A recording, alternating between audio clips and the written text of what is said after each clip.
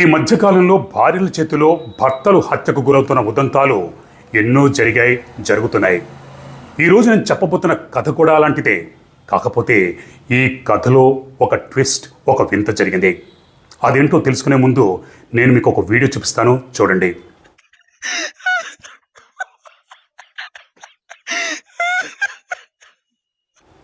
మీరు చూసిన వీడియోలో ఒక వ్యక్తి, ఒక భర్త ఏడుస్తున్నాడు. భార్య కొట్టినందుకు ఏడుస్తున్నాడో, లేకపోతే భార్య చేతిలో త్రుటిలో ప్రాణాలతో తప్పించుకున్నందుకు ఆనందంతో ఏడుస్తున్నాడో తెలియదు, కానీ మొత్తానికి ఏడుస్తున్నాడు. ఇప్పుడు మీకు ఇంకొక వీడియో చూపిస్తాను, చూడండి. ఈ వీడియోలో ఒక అపార్ట్మెంట్లోని ఫ్లాట్లో హాలు దాటిన తర్వాత డ్రాయింగ్ రూమ్ దాటిన తర్వాత బాల్కనీ ఎడం వైపు 2-2.5 అడుగుల ఎత్తులో ఇటుకలతో ఒక గోడ లాంటిది కట్టేసింది. పక్కనే నేలపైన గ్రీన్ కలర్లో ఒక గ్రనైట్ స్లాబ్ లాంటి రాయి ఉంది.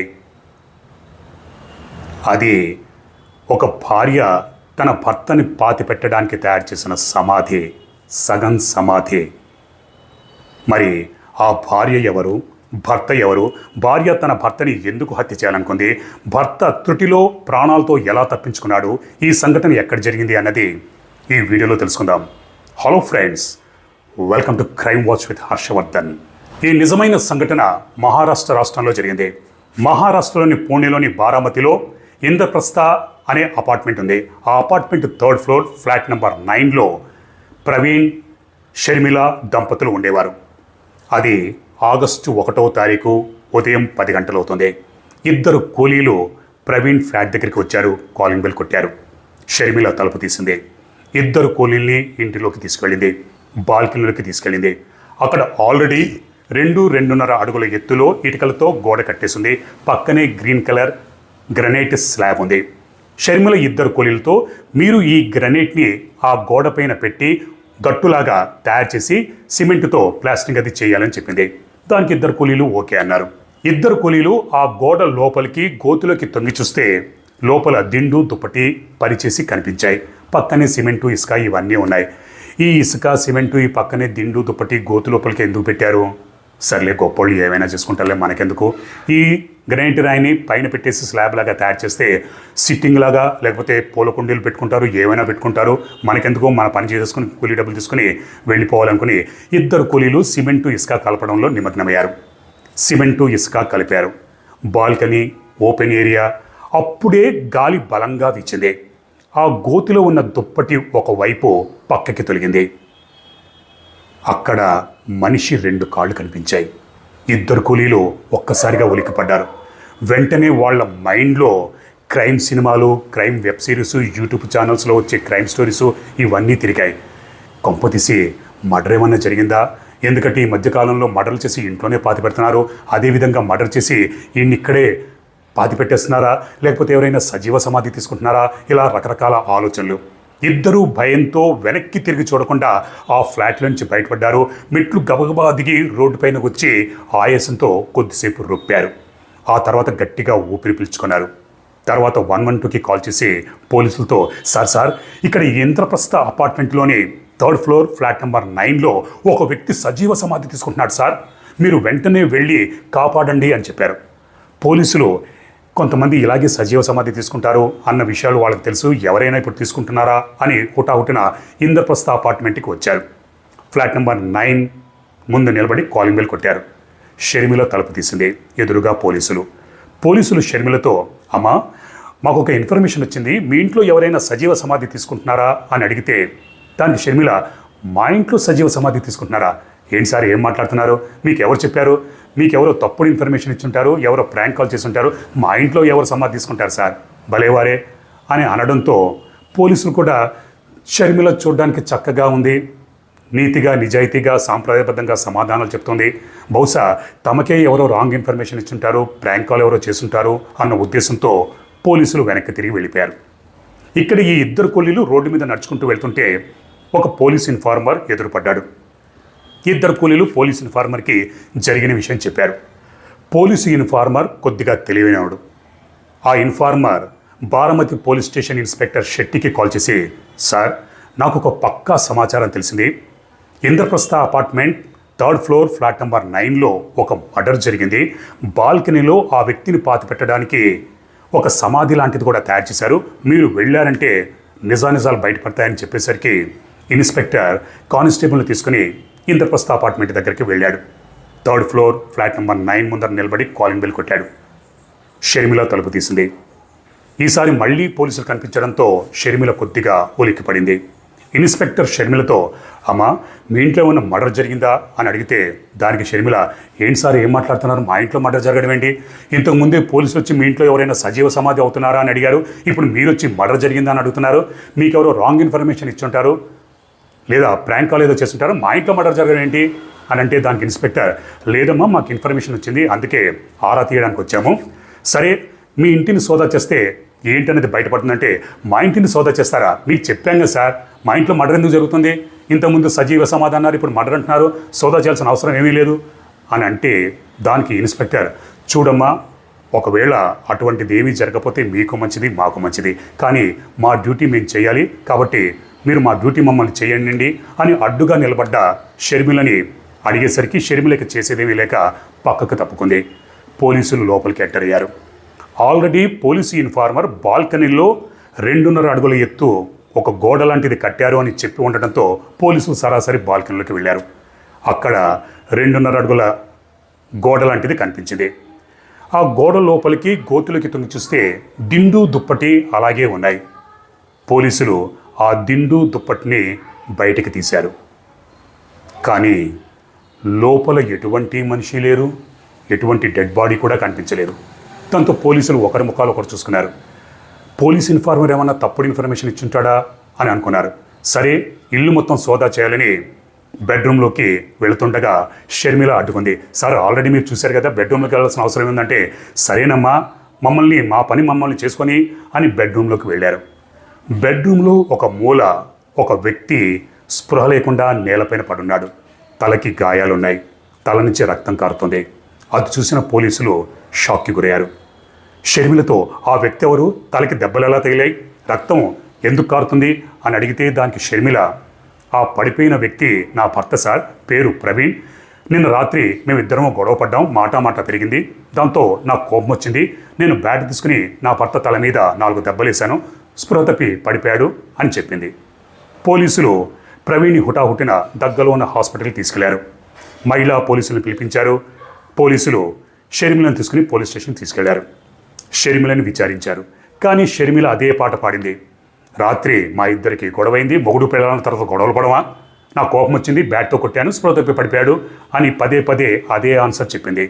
దాంతో పోలీసులు చేసేదేమీ లేక షర్మిలని వదిలిపెట్టేశారు, ఇంటికి పంపించేశారు. ఇక్కడ హాస్పిటల్లో ప్రవీణ్కి ట్రీట్మెంట్ జరుగుతోంది. అలా ఆగస్టు 2, 3, 4 3 రోజుల పాటు ప్రవీణ్కి హాస్పిటల్లో ట్రీట్మెంట్ జరిగింది. ఆ తర్వాత స్పృహలోకి వచ్చాడు. ఆ తర్వాత నిజం చెప్పాడు. పోలీసులు ఎఫ్ఐఆర్ తయారు చేశారు. షర్మిలని అదుపులోకి తీసుకున్నారు. ఈసారి తమదైన శైలిలో ప్రశ్నించేసరికి అసలు నిజం బయటపడింది. అదేంటి అంటే 10 సంవత్సరాల క్రితం షర్మిల ప్రవీణ్ ఇద్దరు పెళ్లి చేసుకున్నారు. వీళ్ళిద్దరిది పెద్దలు కుదిర్చిన వివాహం. పెళ్ళైన తర్వాత 2 పిల్లలు పుట్టారు. ప్రవీణ్ ఒక ఇంజనీర్, ప్రైవేట్ కంపెనీలో జాబ్ చేసుకుంటూ ఉండేవాడు. ఇక్కడ షర్మిల కూడా B.Pharmacy చదివింది. ఇంతకుముందు పెళ్ళైన కొత్తలో తను కూడా జాబ్ చేసేది. పిల్లలు పుట్టిన తర్వాత జాబ్ మానేసింది. పిల్లలు పెరిగి కొద్దిగా పెద్దవాళ్ళయ్యారు. దాంతో షర్మిలకి మళ్ళీ ఉద్యోగం చేయాలనిపించింది. తన కోరికని భర్తకి చెప్పింది. ఇక్కడ ప్రవీణ్ తన తల్లిదండ్రులతో తన చిన్న తమ్ముడితో ఆ ఫ్లాట్లో ఉండేవాడు. తండ్రి పెరాలసిస్ స్ట్రోక్తో మంచానికే పరిమితమయ్యాడు. తల్లి వృద్ధురాలు. తమ్ముడేమో పొద్దునే ఉద్యోగానికి వెళ్ళిపోతాడు, రాత్రి ఎప్పుడుకో వస్తాడు.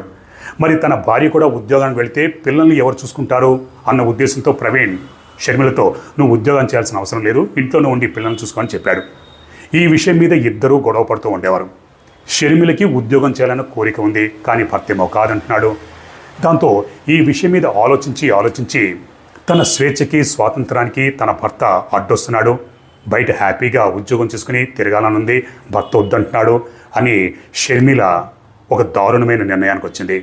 తను స్వేచ్ఛగా ఉండాలన్నా ఉద్యోగం చేసుకోవాలన్నా తన భర్తని లేపేస్తే అప్పుడే ఇది సాధ్యమవుతుంది అన్న నిర్ణయానికి వచ్చింది.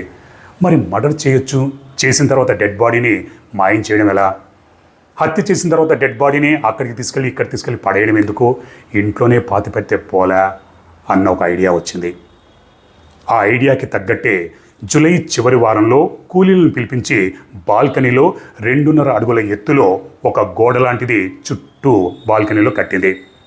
గ్రీన్ కలర్ గ్రైనైట్ రాయిని తెప్పించింది. అప్పటికి భర్త ప్రవీణ్ అడిగాడు, ఎందుకు ఈ విధంగా ఏం చేస్తున్నావు అడిగితే, ఏమండి ఇక్కడ ఒక గట్టు లాంటిది ఏర్పాటు చేసుకుంటే మనం సిట్టింగ్ లాగా ఉపయోగించుకోవచ్చు, హ్యాపీగా దాని మీద కూర్చుని టీ కాఫీ తాగుతూ కబుర్లు చెప్పుకోవచ్చు, లేదా పూల కుండీలు అవి పెట్టుకోవచ్చు, అలా కూడా ఉపయోగించుకోవచ్చు అని చెప్తే ప్రవీణ్ నిజమేనేమో అని అనుకున్నాడు. కానీ అది తనకి సమాధి అన్న సంగతి ప్రవీణ్కి తెలియదు. సరే, సమాధి రెడీగా ఉంది. ఇక తరువాయి దానికి ఆగస్టు 1వ తారీఖు ముహూర్తంగా పెట్టుకుంది. జూలై 31వ తారీఖు తన 2 పిల్లల్ని తన తల్లిదండ్రుల వద్దకు పంపించింది. ఇక్కడ తన అత్తకి నిద్రమాత్రలు తీసుకునే అలవాటు ఉంది. ఎందుకంటే వృద్ధురాలు నిద్రమాత్రలు తీసుకుంటుంది, స్టాక్ కూడా ఇంట్లో రెడీగా ఉంది. పైగా షర్మిల B.Pharmacy చదివింది, మందుల గురించి బాగా తెలుసు. ఆ రోజు రాత్రి అంటే జూలై 31వ తారీఖు రాత్రి నిద్రమాత్రలు కలిపిన భోజనాన్ని తన భర్తకు వడ్డించింది, తన అత్తకు కూడా వడ్డించింది. ఇద్దరూ ఆ భోజనం తిన్నారు, మత్తులోకి జారిపోయారు. మామ గురించిన చింత అవసరం లేదు, ఎందుకంటే పెరాలిసిస్ స్ట్రోక్తో ఆల్రెడీ మంచం మీద ఉన్నాడు. తెల్లారింది. ఆ రోజు షర్మిల తన పిల్లల కోసం తెప్పించుకున్న బ్యాట్తో తన భర్త తల మీద 4 సార్లు బలంగా కొట్టింది. రక్తం కారింది. తన భర్త చనిపోయాడేమో అని అనుకుంది. తన భర్తని ఈడ్చుకుంటూ బాల్కనీలోకి తీసుకెళ్ళింది. అతి కష్టం మీద ఆ గోతిలో పడేసింది. ఆ తర్వాత గ్రనైట్ రాయిని ఆ గోడపైన స్లాబ్ లాగా పెట్టి ప్లాస్టింగ్ చేపిస్తే ఒక పని అయిపోతుంది అనుకుంది. కానీ ఆ స్లాబు ఆ గ్రనైట్ని ఎత్తి గోడపైన పెట్టలేకపోయింది, ఎందుకంటే చాలా బరువుగా ఉంది.